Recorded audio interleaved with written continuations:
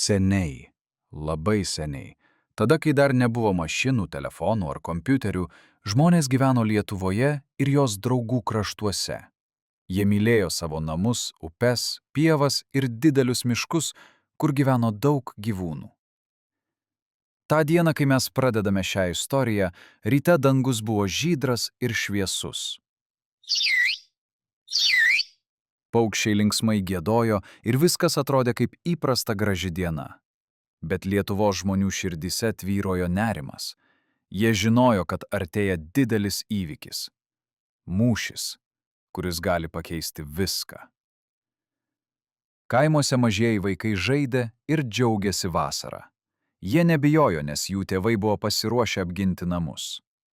Mažos mergaitės raudoniu švietė su gėlėmis plaukuose, o berniukai žaidė su mediniais kardais ir skydais. Miške, kur šakos žaidė su vėju, slypėjo elniai, kiškiai ir net voveraitės. Jie jautė, kad kažkas didelis vyksta žemėje. Didžioje Žalgirio pievoje jau susirinko karių būrys. Vytautas, drąsus kunigaikštis, stovėjo tvirtai. Jo akys žibėjo nuo atsakomybės už žmones.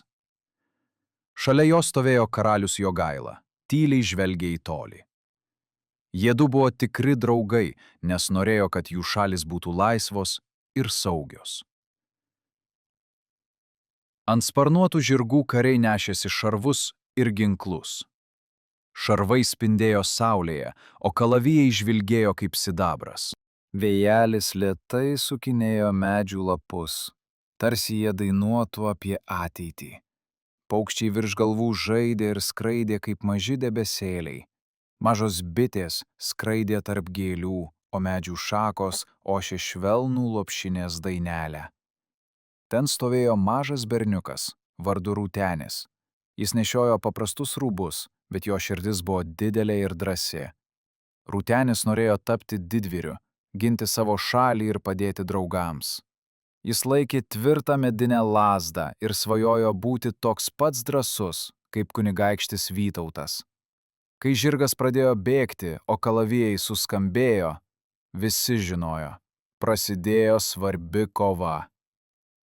Bet mūšis nebuvo tik triukšmas ir kovos garsai. Tai buvo istorija apie drąsą, meilę ir vienybę.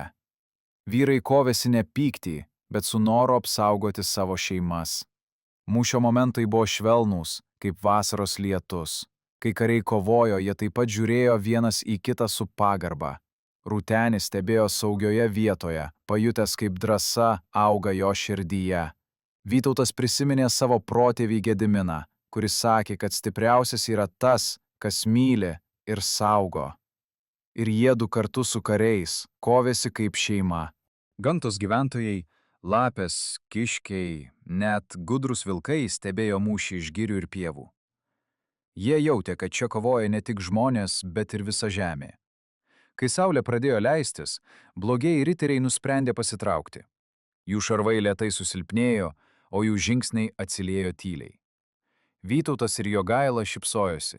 Jie laimėjo, nes gynė savo namus ir draugystę. Mažasis Rūtenis stovėjo pievoje, svajojo apie dieną, kai taps didvyriu ir padės apsaugoti savo draugus ir gamtą. Vaikai, ši istorija moko, kad drąsa ir meilė yra galingesnės už bet kokius šarvus ir kalavijus. Svarbiausia yra mylėti savo namus ir būti draugiški su kitais.